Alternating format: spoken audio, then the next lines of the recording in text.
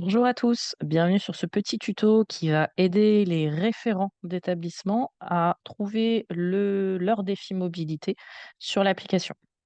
Donc là, on est sur l'application, la version web de l'application. C'est le même visuel si vous téléchargez l'application sur vos téléphones, que ce soit un Android ou un iPhone. C'est bien à destination des référents. Donc les référents ont d'ores et déjà au préalable inscrit leur établissement et donc au moment d'inscrire leur établissement, se sont créés un compte. Donc il y a une petite subtilité pour que eux basculent sur le défi mobilité. C'est différent pour les participants, vos salariés participants qui n'ont pas encore de compte. Je découvre les défis. Là, on a deux petites étapes qui précisent ce qu'est le défi mobilité. Et on nous affiche cette page, donc intuitivement, on aurait envie de taper le code d'établissement dont on parle depuis le début. Vous, référent, vous avez déjà un compte au moment, encore une fois, d'avoir inscrit votre établissement. Donc, il faut cliquer sur «J'ai déjà un compte». On vous demande donc les adresses mail et mots de passe que vous avez créés au moment d'inscrire votre établissement. Je valide. Je bascule bien sur mon tableau de bord avec la possibilité de renseigner mon bilan carbone si je le souhaite et d'autres petits menus, mes défis, discussion, mon compte. Et là, vous cliquez sur mes défis et c'est à cet endroit-là, en fait, qu'il va falloir que vous renseigniez votre code relais, votre code rétablissement. Moi, pour l'exemple, mon code d'établissement, c'est celui-ci. Je valide et je bascule bien sur mon établissement test basé à Saumur.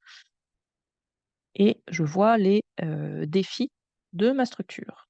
Donc c'est bien le défi mobilité pour les actifs sur lequel je vais cliquer. Quelques secondes et là, je suis bien sur le défi. Je découvre les différentes étapes qui m'attendent. Certaines sont des étapes solo, d'autres des étapes collectives, des étapes de saisie des données. Donc OK, bon bah c'est bien ce dont on avait convenu, je rejoins le défi. Et là, on a un petit questionnaire préalable, heu, dont les questions ne sont pas obligatoires, donc toutes facultatives et on vous invite à les renseigner si vous le souhaitez. Sinon, vous pouvez passer l'étape sans renseigner quoi que ce soit. Et c'est parti. Donc mon défi, bah, a déjà commencé, puisqu'il commence officiellement depuis le 1er avril. Et donc j'arrive sur, le défi mobilité pour les actifs animé par mon établissement, donc c'est bien ça. Et l'étape qu'on me demande de faire, c'est remplir mes trajets. Et là, je vous invite en tant que référent, aussi pouvoir communiquer à vos participants, de faire ces différentes étapes et de revenir ensuite sur mes défis. Et tant que votre étape de saisie de données n'a pas été renseignée, bah, elle apparaît toujours comme étant la prochaine étape de mon défi. Si je veux aller un petit peu plus loin dans mon défi et reprendre connaissance du parcours, je clique et je vois aussi, mon classement provisoire et les différentes étapes qui sont du coup, également facultatives. Si vous voulez vous jouer le jeu et vous lancer des actions individuelles autour du covoiturage, du vélo, que ce soit, vous pouvez, vous pouvez participer et prendre, aussi des informations sur différents sujets.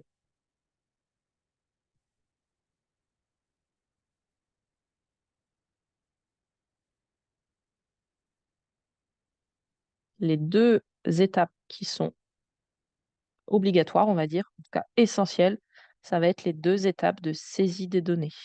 C'est grâce à ces étapes-là que nous, on va pouvoir, calculer le, vos la performance en fait, votre performance et l'atteinte de vos objectifs, pendant le défi mobilité. Donc, une étape de saisie des données en amont de la semaine pour bien préparer sa semaine, s'engager sur les différents jours de la semaine du défi mobilité si on le peut.